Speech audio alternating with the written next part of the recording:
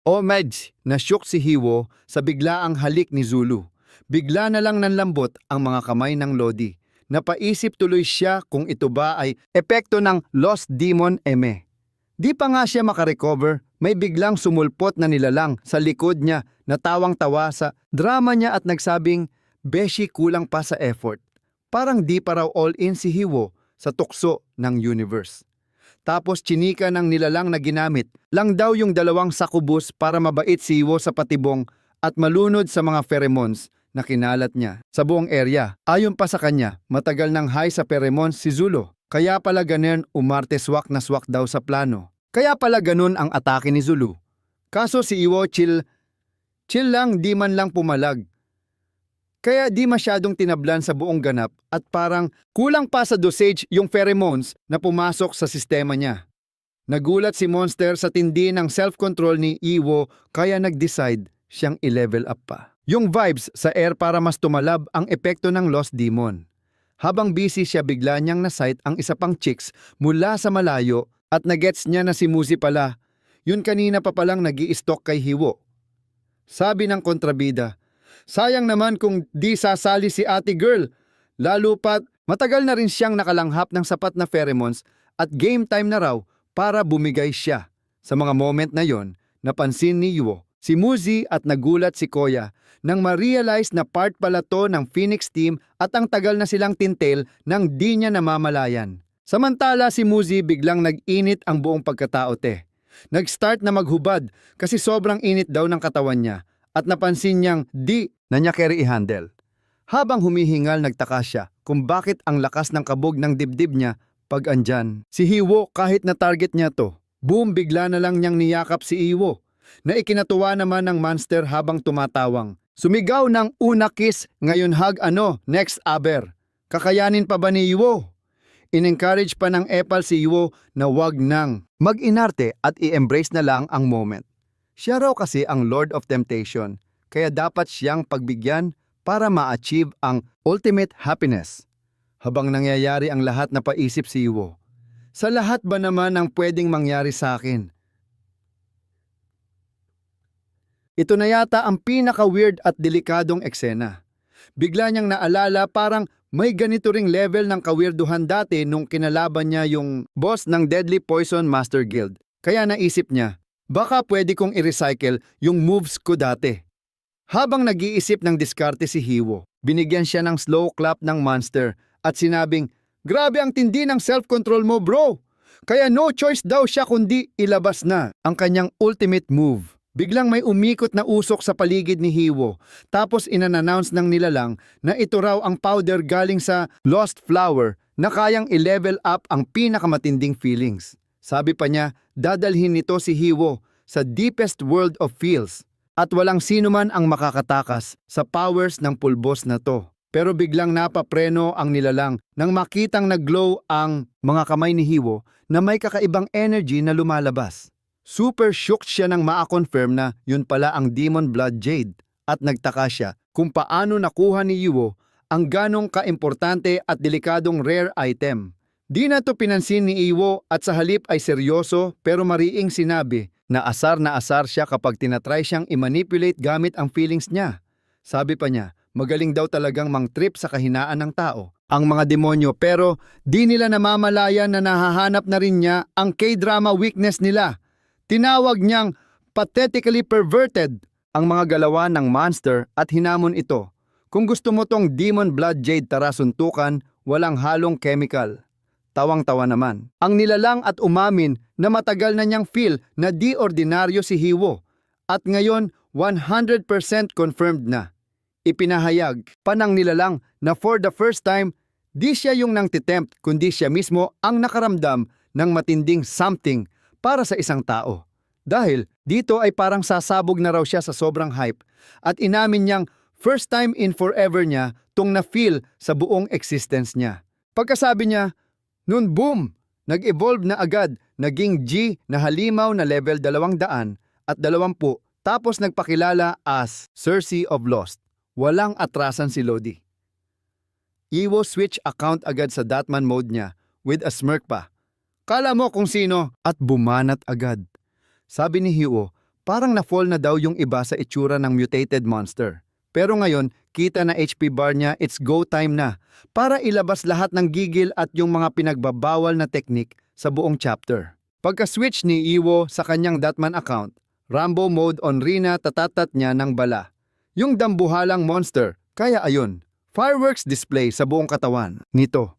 Pero teka, kahit ang lakas ng mga banat ni Hiwo, parang kiliti lang sa monster. At ang angas pa, tinanong si Hiwo, "Yun na ba yun? Yan na ba lahat ng trip mo?" Na-challenge si Hiwo sa pambatrash talk, kaya ayun, nag-release ng Kamehameha level energy beam sa pool. Sa katawan ng monster, napasigaw tuloy sa sakit. Aray ko be. Tapos hindi pa tapos.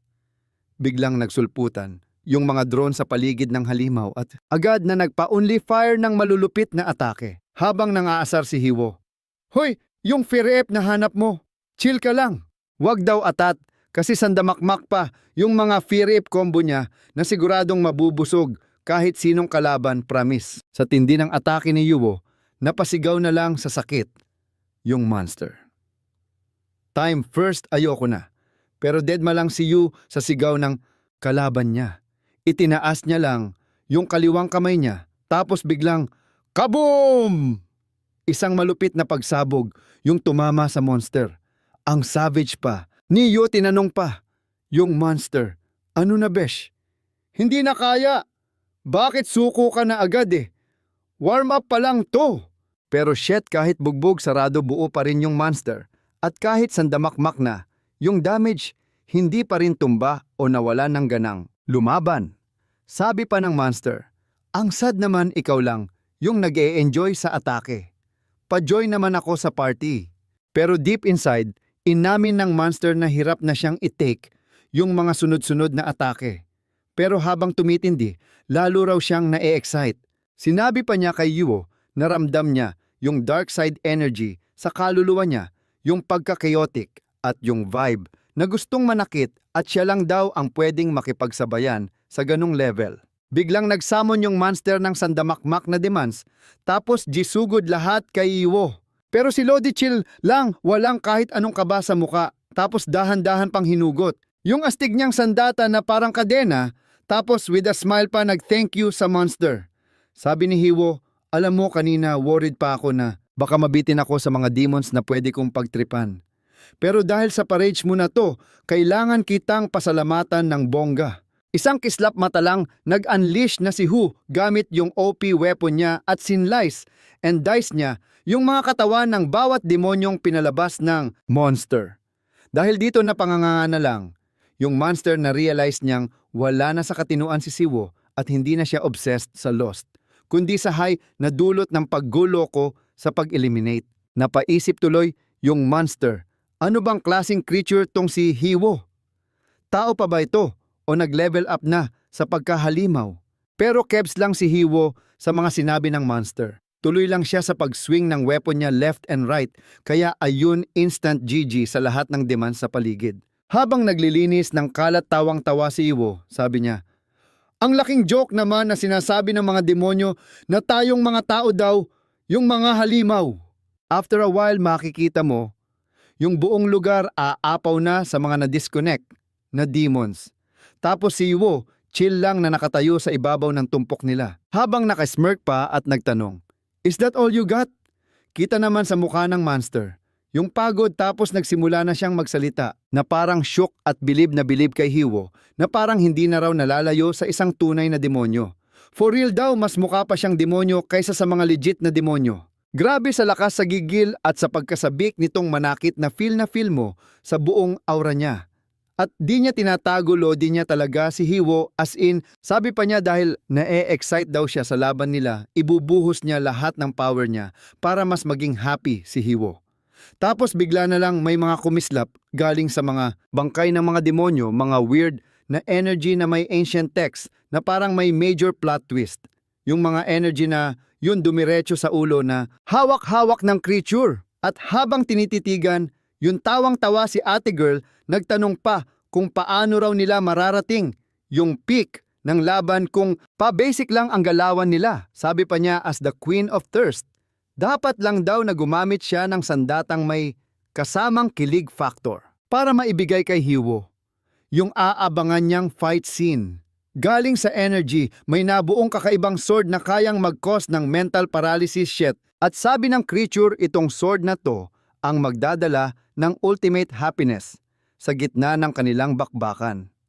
Di nagtagal nag-transform din ang creature at naging si Lost Queen, sabay bawi ng buong 100% ng HP niya after ng transformation. Only life yarn. Walang sinayang na time si ate mo. Lost Queen at go agad sa attack gamit yung bago niyang sword, pero buti na lang nasangga agad ni Hiwo sa huling segundo. Biglang may nag-pop up na warning galing sa system para kay Hiwo na apektado na siya ng mind games ng Sword of Thirst at nasa 20% na to. Kailangan niya raw dumistansya. Agad-agad sa monster. Nung narinig yun na pamura si Hiwo, sa isip niya, like, shucks! Wala akong item na pang-counter sa ganito kalakas na mental control. Dahil doon, agad siyang nag-sprint palayo para makaiwas sa boss. Nagulat naman si Lost Queen, di niya gets kung saan nag-teleport si Hiwo. Kaya naman gora siyang sumunod kay Hiwo at humabol pa ng di natin mararating yung climax ng fight kung may social distancing tayo, bibib. Nung time na sinubukan ni Lost Queen na dumikit kay Hiwo, biglang may lumabas na malakas na energy beam galing sa pakpak ni Hiwo na sapul sa katawan ng kalaban. Instead na magalit, nagtanong pa si Lost Queen kay Hiwo kung bakit ayaw niyang lumapit, kung bigla ba siyang na-conscious sa kanyang glow-up form. Paliwanag pa ni Lost Queen. Walang point na isuppress yung thirst kasi natural part yan ng lahat ng living things. The more mong pigilan, the more na lumalakas yan. Hindi pa nga nakaka-recover si Hiwo, bigla na lang nag-spawn sa harap niya si Lost Queen na may full HP na naman sa sobrang bilis na di ma-explain. Dahil dito na-shook si Hiwo at inamin niya sa isip niya na legit nga yung sinasabi ng kalaban tungkol sa fast healing powers nito. Dahil sa bilis ng pangyayari, di na nakailag si Hiwo at sa pool, bumaon yung espada ni Lost Queen sa katawan niya hanggang sa tumagos sa kabilang side. Grabe. Habang nakatusok, nag-speech pa si Lost Queen na ang thirst daw ay natural sa lahat at ito raw ang dahilan kung bakit patuloy tayong nagpaparami at nabubuhay. For her, walang sino man ang kayang lumaban sa natural na urge na to unless madelete ka na sa mundo. May pa-warning na naman si system kay Hiwo. Sinabing yung control level ng mental influence ay nasa 60% na, so kailangan na niyang mag-log out. Charot, lumayo agad. Tapos hinawakan ni Lost Queen yung batok ni Hiwo. At sa malambing na boses, sinabi niyang, "Gets ko, di ka pa ready."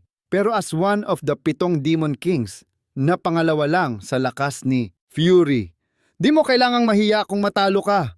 Dagdag pa niya, hindi ka pa mamamatay for now kasi ikaw ang chosen one ko at di ko hahayaang mamatay bago natin ma-experience ang peak happiness nating dalawa. Umabot na sa 80% yung mind control ni Lost Queen sa utak ni Hiwo habang sinasabi niya yung matinding pagkagusto at goal niyang maging totally sa kanya si Hiwo. OMG, umabot na sa 70% yung mind control kaya nag-warning na naman si system. Host critical level na yang body and mind mo. Pinayuhan si Hiwo ng system na umalis na ASAP diyan sa pwesto niya para di siya tuluyang maposes ng kalaban. Habang tuloy yung mental attack ng aasar pa si Lost Queen, sabi niya, "Huwag ka nang pumalag, beb. Pareho naman tayong nag-e-enjoy, so quits lang. Promise gagawin ko tong..." Tinanong ni Hari si Hiwo, "G ka ba, besh? Bigay mo na yung Devil Blood Jade para sabay tayong maging bad." Pero si Hiwo hard pass talaga at the bande TV adiniya. Pilit hinuhugot yung espada sa katawan niya, pasigaw na di raw siya marupok at never susuko sa mga demonyo. Kaso lalo pang binaon ni Lost Queen yung espada sa katawan ni Hiwo, sabay sabi, "Ang pabebe mo naman self, ayaw mo pa sa offer ko." Tapos nag-flex pa si Aklana kahit di raw siya ang pinaka-OP sa 7 deadly sins eh. Second placer naman daw siya dahil sa power ng Lost na di kayang i-delete ng kahit sinong nilalang. Sabi pa niya ang mga tao raw, di kayang talunin yung sarili nilang dark side kasi built-in feature na raw yon sa pagiging alive nila. Sinabi pa niya binigyan na niya ng chance si Hu, pero sini-insoned lang. Kaya wala na siyang choice kundi i-end game na siya. Last chika ni Lost Queen. Di na raw kailangang pigilan ni Hiwo yung pagiging tao niya at i-accept na lang ang final destination niya. After ng speech ni Queen, biglang nag-flashback parang IG story sa memories ng Datman account ni Hugh kung saan nag-start siyang mag-overthink tungkol sa humanity eme. Naalala niya, yung time na sinakop ng demons yung planeta niya at lahat ng nilalang doon ay nasa living in fear era for the longest time. After ng only years ng bardagulan, na-cancel na niya lahat ng demonyo sa mundo nila at sinira lahat ng tambayan ng mga yun. Pero habang go lang siya ng go sa pag-slay, napansin niyang nagiging inner demon na rin siya. As in, na-addict na sa pagpatay at nalunod sa dugo at galit. Napaisip siya, shucks, ito na ba yung you become the monster you fight moment? Yung Demon Slayer nagiging demonyo na rin dahil sa sobrang hate. Hindi niya matake yung naging resulta ng grind niya. Kaya tinanong niya si Moss, Lods, anong take mo sa drama nating 2? Tawang asar muna si Moss. Sabay sabi, syempre tinitingnan ko gamit mata ko, alangan namang ilong. Pero binati rin niya si Datman kasi na-reach na raw nito yung final level. Sabi ni Moss, palobat na daw yung interdimensional walkie-talkie na binigay niya at baka di na niya mapanood yung finale kung save or GG na ba yung planeta. Napasabunot na lang si Tatman habang iniisip na maliban sa mga tira-tirang demonyo, siya na lang yung natitirang player sa server. Kaya nag-doubt siya, may point pa ba itong ginagawa ko te? Sagot ni Moss, yung paghahanap ng meaning eklabo. Palusot lang yan para magtago.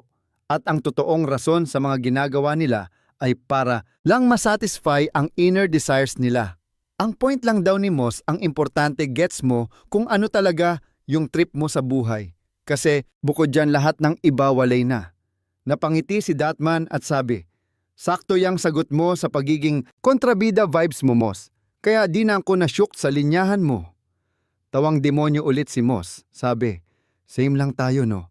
Kasi kahit ikaw si Datman, nagpatuloy sa laban di lang dahil sa justice, kundi dahil yun yung trip mo. Dagdag pa ni Moss, pareho lang daw ang justice at evil kasi pareho lang galing sa inner desires. Kaya wag na raw magpanggap na may humanity pang nalalaman. Sabi niya kailangan lang daw i-let go ni Datman. Yung pagiging marupok at overthinker, i-sin zone ang fake na konsepto ng pagkatao at i-accept with open arms ang kanyang character development. Sa huli natawa si Tatman at inamin na kahit may sayad si Moss, na-unlock naman nito ang isip niya sa pamamagitan ng mga sinabi nito. After ng chika, unti-unting nag-fade yung hologram ni Moss, parang nag-log out. Pero bago pa totally mag-ghost, nag-iwan siya ng last message kay Datman. Sundin mo na yung destiny mo, girl. Sinabi pa ni Moss na hindi raw sayang lahat ng effort niya para lang magets ni Datman ang katotohanan tungkol sa sarili niya, sabay paalam sa kanyang long-time frenemy. After noon napaisip si Tatman at na-realize niyang masyado siyang na-stress sa mga eklabo na justice at meaning na trip lang ng mga tao. Siya lang daw yung nag-o-overthink. Sabi niya, keps lang naman to sa akin. Kasi in the first place, di naman ako totoong tao, no? Kaya walay lang yung mga pagdadalawang isip niya. Bigla niyang na-throwback yung time na lagi siyang naka-helmet para itago yung aura niya ganern. Tapos ngayon nagtatanong siya, wait, ito ba yung reason kung bakit di ko magets feelings ko? At that moment, eto na hinarap na niya yung final boss na di malaman ang level at sinabihan niya yung kalaban. Kasi ginagamit nito yung pagiging tao para lang ilimit yung sarili. Sinigaw niya, isa akong demonyo na na-activate lang ng tinatawag na justice. Kaya wag ako. Wala akong karapatang mag-doubt sa sarili ko. Dapat sundin ko lang ang feels ko. Walang atubili, dineklara niyang ready na siyang i-release tong nag-uumapaw na galit at uhaw sa dugo. Kasi ako lang naman ang tinatawag na Demon Destroyer. At promise, uubusin ko lahat ng mga demonyo. Di lang sa world na to, kundi sa lahat ng universe na kaya kong puntahan. After ng speech niya, biglang may lumabas na super laking energy galing sa katawan ni Iwo. Tapos bugsh, tumalsik si Lost Queen palayo. Shocked si Lost Queen sa nangyari. Di siya makapaniwala na carry pa ni Iwo. maglabas ng ganong kalakas na aura kahit mamamatay na siya ite. Napansin pa ni Lost Queen na yung aura parang mas demonyo kesa tao vibes. Kaya ayun, nagpanik malala siya sa biglaang transformation. Gina-G si Iwo, di na nagsayang ng oras. Easy-peasy niyang tinanggal yung sword ni Lost Queen na nakatusok pa sa dibdib niya habang may explainer naman si System. Sabi ni System since delikado na life ni host, auto-activate daw yung protection ng Datman account kaya napaaga yung pag-awaken ng true form niya as Demon Destroyer. So nung nag-on na yung Demon Destroyer account, grabe nag-transform si Iwo at naging mas badass habang explain ni System na yung new form niya may limitasyon lang na 5 minuto, tapos may cooldown na 2 oras. Habang tinitingnan ni Lost Queen, yung glow up ni Iwo, na-shock siya. Napansin niya na yung vibes lang na lumalabas sa kanya puro matinding galit at pagkauhaw sa dugo. Kaya ayun Walay, na yung last ability niya. Gulat din siya kasi yung level ng galit ni Iwo halos ka-level na. O baka mas mataas pa kay Fury yung pinaka-OP sa 7 Deadly SCs. Hawak-hawak ni Iwo yung espada ni Lost Queen. Tapos dahil sa sobrang init ng energy galing sa galit niya, parang sumisigaw yung espada habang unti-unting natutunaw. Nag-iba rin yung itsura ng sword at ngayon nababalutan na to ng energy ni Iwo. Gagamitin niya to para tapatan at kalabanin yung mismong gumawa sa kanya. Di na siya nagpatumpik-tumpik pa. At full force siyang sumugod kay Lost Queen sabay sigaw ng "Deads ka sakin." Dahil sa sobrang bigat ng presence ni Iwo, napahawak sa ulo si Lost Queen at nagmakaawa. "Wag po Lods," sabay sabi. "Wait, di ko expect na magkalahi pala tayo." Nagtry pa siyang tumakbo pero binara agad ni Iwo. Yung daan niya gamit yung espada sabay sabi na, "Walang demonyong makakatakas sa akin." Sa sobrang takot, walang tigil sa pagmamakaawa si Lost Queen. Sabi niya, "Kahit di ako totally mamatay, yung damage aabutin ng ilang eons bago ako makarecover." Nag-flex pa siya na ilang daang taon daw yung ininvest niya para ma-achieve yung perfect body niya. Kaya sayang daw kung masisira lang. 2. Bigla siyang nag-offer Gina ko maging alipin mo my king. Sabi pa niya ready na siyang sumuko at gawin ang lahat-lahat para sa kanya. Sabi pa niya, yung pinakitang power at K-drama level na karisma ni Iwo. Yun daw yung nagpa-fall at nagpaamo sa kanya. Kaya all-out service daw siya sa kanya. Pero kahit ang galing mang sales talk ni Lost Queen dead malang si Iwo, mabilis niyang tinaas yung espada para tapusin na sana ang buhay ng demonitang to. Kaso plot twist. Biglang sumulpot si Wise at pinigilan si Iwo, sabay sabi na, "Tehe, di siya nagsisinungaling." Ayun, napapreno tuloy si Iwo. Tinanong niya si Wise, "Lods, ba't ka sumulpot? Di ko pa namang ginagamit yung Crazy Moss account ah." Chika ni Wise dahil daw super duper connected yung account ni Yu kay Moss, na-unlock na rin yung true form nung nakalink na account kaya pwedeng-pwede na siyang gamitin. Dagdag pa ni Wise, yung vibes daw ni Lost Queen, ang daming feels, may takot pag nanasa, pagka-starstruck at pagkasiraulo pero walang bahid ng pagiging scammer.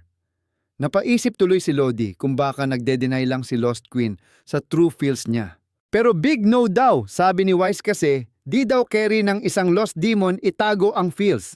Dahil dyan sinabihan ni Huo si Lost Queen na bibigyan niya raw ito ng isang chance at depende sa isasagot niya kung itsutyugiin niya ito o hindi. Biglang nag-humble si ate mong Lost Queen at super happy niyang sinabi na kaya niyang ibigay kay Hiwo. Yung level up na saya na di pa niya ever na experience. Flex pa ni Lost Queen carry niya raw. I-control kahit sinong nilalang gamit ang Lost. Kahit pa may mga pang-shield yan na mental immunity spells or special items walay daw. Sabi pa niya keps daw sa lahi o level kasi kaya niyang ilunod sa pagnanasa kahit sinong may something sa puso. Sinabi rin niya na no one can escape basta may desire yung nilalang. Pero si Hiu lang yung A-level na di tinatablan ng powers niya. Kasi naman yung katawan ni Yuo siksik sa deadly aura na naipon for so many years kaya yun na-delete lahat ng desire niya. Maliban sa galit. Habang pinag-iisipan ni Wu yung powers na chinika ni Lost Queen, na-realize niya na yung skill nitong Deadma sa race at level para mang-control ng isip ay super OP na skill. Para kay Yuo, mas solid pa to kaysa sa mga control type poison na siya. Mismo ang nagmi-mix, Kaya sure na magagamit niya to pag nakasabak na siya sa mga big time sa Eastern District. Kaya ayun, G na si Iwo sa alok ni Lost Queen. Tapos wala pang isang segundo, bigla na lang siyang hinalikan ni ate mong demon. Explain naman ni Lost Queen. Yung kiss daw na, yun parang sealed the deal. Nasa contract nila at pwedeng-pwede na siyang tawagin ni Iwo kahit kailan niya bet. Sabay paalam na rin si ate tapos may notif sa system na si Iwo officially in a contract na with the demon na si Lost at nilagay na siya sa system space as isang auxiliary familiar. Nilinaw din ng system na carry ni Lost, gamitin yung skill niya laban sa kahit anong race o level pero may bayad. Yung paggamit depende sa kung gaano kalakas yung kalaban. Kung ka-level lang yung kalaban, kailangan lang ni Yuo na i-kiss si Lost. Pero pag mas high level, kailangan niyang isatisfy yung mas malalim na desires ni ate girl. Nung narinig to ni Iwo, na-shocked siya at napashish habang inaasar naman siya ni Wise na baka daw majiji na siya at mawalan ng kontrol pag nangyari yung ganoong sitwasyon. After ng chika, nagising na si Zulu mula sa pagkakontrol ni Lost Queen. Tapos nagtaka siya, bakit ako nakatulog? At parang na-amnesia. Wala siyang matandaan. Ang last na naaalala niya, pinatay niya, yung 2 skubus. Pero after nun, blanco na te. Dahil dyan, biglang nag-flashback kay Iwo yung kiss ni Zulu sa kanya. Sabi niya sa isip niya, nako, dapat dito malaman ni Zulu ever. Kaya, imbes na mag-explain, inabot na lang niya yung kamay niya para tulungan siyang tumayo all while keeping his mouth shut para iwas aminan. Nag-stretch naman si Zulu at na-shook sa feeling kasi parang na-recharge siya, nawala lahat ng pagod at bumalik yung energy niya. Buong hype siyang nagyaya kay Hu na sabay nilang i-take down yung next boss kasi Gina daw siyang lumaban ulit, full tank ang energy. Napabuntong, hininga na lang si Hiwo at sabi, chill Zulu, di mo na kailangang lumaban, na-solve ko na yung boss problem. Samantala, nagising na rin si M at napaisip, OMG, bakit ang gulo ng itsura ko? Ang huling natatandaan niya, sunod-sunuran lang siya kay Hiwo dahil sa utos ng kapitan. Dahil sa itsura niya, auto-conclude agad si ate na baka nilason siya ni Hiwo at pinagsamantalahan habang tulog. Dahil dito, mabilis niyang hinugot yung dagger niya para sugurin si Hiwo pero bigla siyang napapreno at napaisip, teka, bakit di gumagana yung hindi itanta tamante itambanda body niya? Gets agad ni Iwo ang drama ni Musi at na-realize niyang may tira-tira pang aura ni Lost sa loob niya kaya pala hindi siya kayang saktan since under na niya si Lost. Sabi ni Iwo kay Musi siya raw yung nag-stalk at ngayon bet niya itong gawing spy sa loob ng Phoenix Squad para mapatawad na sa kasalanan niya. Pero hard pass si Musi, sinabi niyang hinding-hindi siya bibigay kahit anong mangyari at never niyang ititraidor si Captain Wei Xuan. Tinutok pa niya yung sariling dagger sa dibdib para mag-game over na lang kaysa maging ahas. Pero shocked siya, di niya magalaw yung katawan niya. Napaisip siya kung anong gayuma ginawa ni Yuwo sa kanya kasi bukod sa di siya makapanakit kahit sarili niya, di niya kayang saktan. Sa chill na boses sinabi ni Yuwo na bilib siya sa loyalty ni Musi at wala siyang balak pilitin itong gumawa ng bagay na against sa rules ng Phoenix Clan.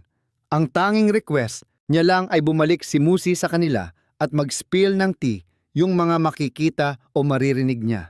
Pero matigas pa rin ulo ni Musi, tinanggihan niya yung alok ni Yuo no hesitations besh. Kaso biglang flex ni Iwo yung bago niyang power up galing kay Lost Queen. Ayun, biglang naging tuta-tutaan si Musi na sunod-sunuran sa utos. With full confidence, sinabi niyang G na siya sa kahit anong ipagawa ni Yuo at tinuturing niya itong master na bawal kontrahin. Pero sa isip-isip ni Musi, litong-lito siya sa feels niya kasi hindi niya mapigilan.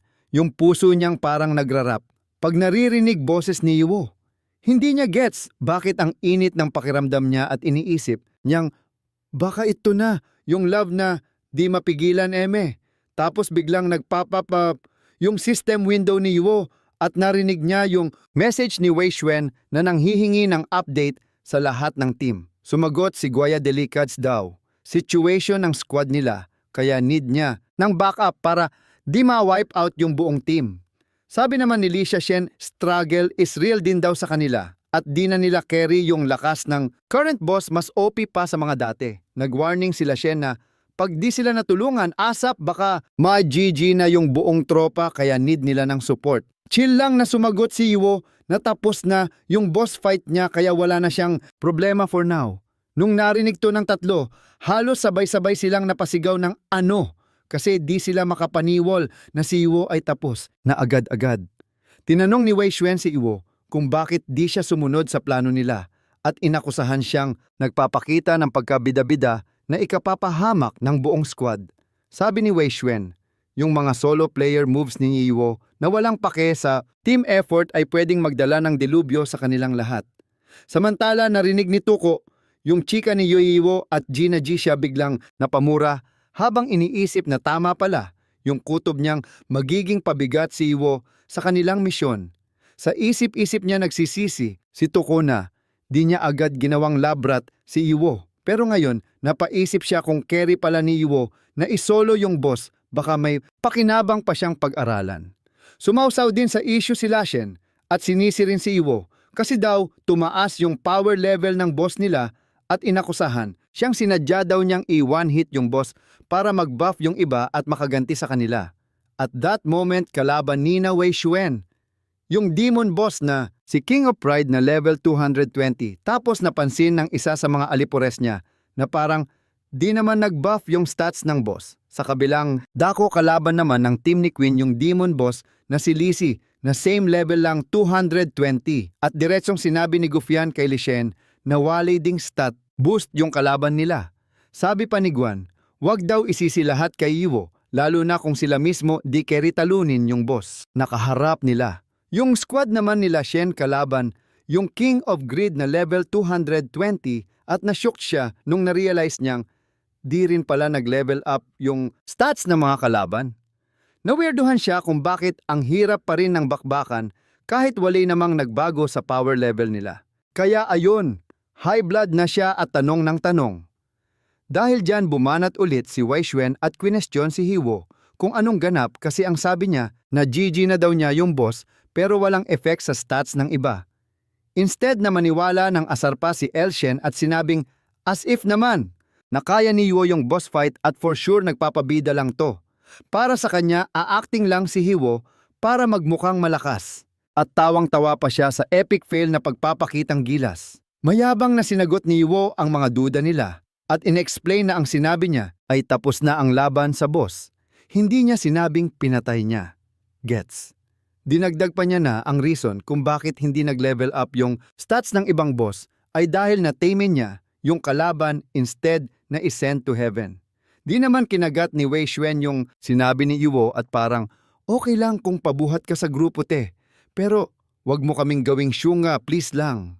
Kung pwede naman palang magpaamo ng boss, bakit pa sila nagpapakahirap sa gera? Sumabat din si Tuko, paalala niya, hindi lang OP yung mga boss. Magaling din silang mang-gaslight sa weakness ng mga tao. Kaya baka na-scam lang daw si Iwo. Sabi ni Tuko ang kahinaan ni Iwo ay pagiging pabibo. Kaya baka nauto lang siya ng boss. Imbes na makipag-away na fall sa isang low-level monster. Tawang-tawa naman si Lashen sa hula-hula ni Tuko at agree siya na baka yun nga ang nangyari.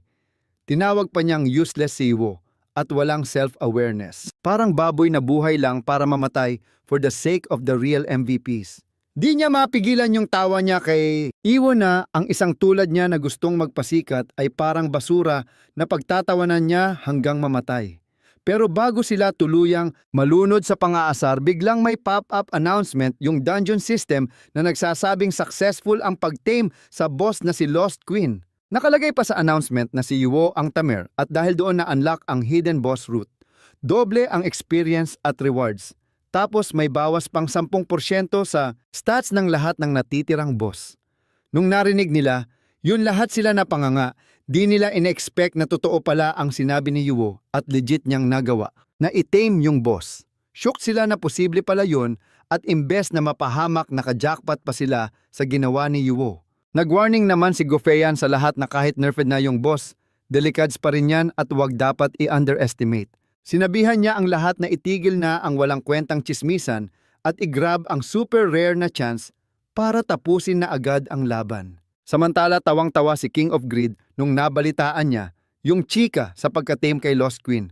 At sabi niya, sayang bet na bet ko pa naman yun. Sa lahat ng miyembro ng 7 Deadly SCs. Sabi pa niya, yung pagiging sakim ni Lost sa pagnanasa lang daw ang gusto niya sa buong tropa kaya sadboy siya sa nangyari. Sunod namang nagrant si King of Pride at ininsulto si Lost Queen dahil pumayag siyang maging alipin ng isang weak at low-class na mortal. Para sa kanya ang isang mahinang tulad ni Lost Queen na walang sapat na power level ay dapat makancel at ma-execute at hindi deserve tawaging demon dahil sa pagiging traidor.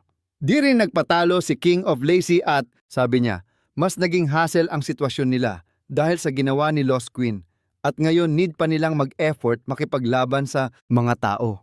Dagdag pa niya after ng laban, plano niyang mag-hibernate ng isang buong buwan para makabawi sa pagod. Relate. Sa kabilang dako naman na amaze si Zuhi nung narinig niya yung system announcement at sabi sa isip niya, grabe ang galing talaga ni Haiwu kasi nagawa niyang paamuin yung boss. Sabi pa niya kung parehong active at OP sina Zulu at Yuo, di pwedeng siya lang ang mapag-iiwanan sa lahat ng bagay.